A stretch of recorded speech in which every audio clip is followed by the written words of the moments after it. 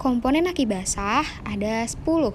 Yang pertama ada terminal negatif, cover, kontainer, plat negatif, elemen res, plat positif, separator, partition, konektor, dan terminal positif. Terminal negatif, terminal untuk menghubungkan muatan listrik negatif aki dan kelistrikan mobil.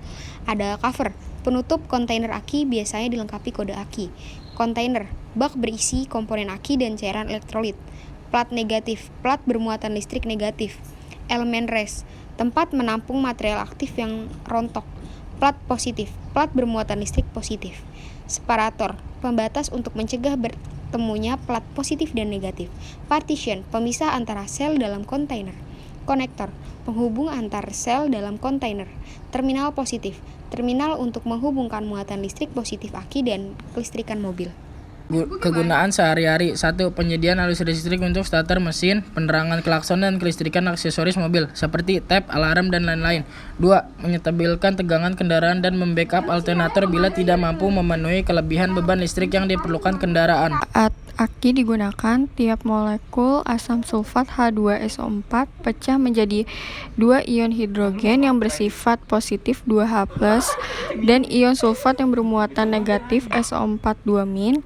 Tiap ion SO4. Dari proses ini terjadi pengambilan elektron dari timbal dioksida atau sehingga menjadi positif dan memberikan elektron itu pada timbal murni atau sehingga menjadi negatif, yang mengakibatkan adanya beda potensial listrik di antara dua kutub tersebut. Proses tersebut terjadi secara simultan. Reaksi secara kimia dinyatakan sebagai berikut. Anode Pb bereaksi PbSO 4 bereaksi H+, aki bereaksi 3H+, aki bereaksi 2E. PbSO 4 bereaksi 2H2O L. Reaksi sel sama dengan Pb2 bereaksi PbO2 bereaksi aki plus 2H bereaksi 2 PbSO4 bereaksi 2H2O L. Di atas ditunjukkan terbentuknya timbal sulfat selama penggunaan discharging. Keadaan ini akan mengurangi reaktivitas dari cairan elektrolit karena asamnya menjadi lemah atau encer, sehingga tahanan antara kutub sangat lemah untuk pemakaian praktis.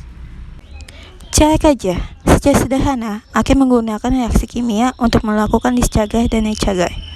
Saat aki melepas arus, terjadi reaksi kimia menjadi arus listrik. Dan saat discharge atau aki diisi, arus listrik akan mengembalikan reaksi kimia ke keadaan semula.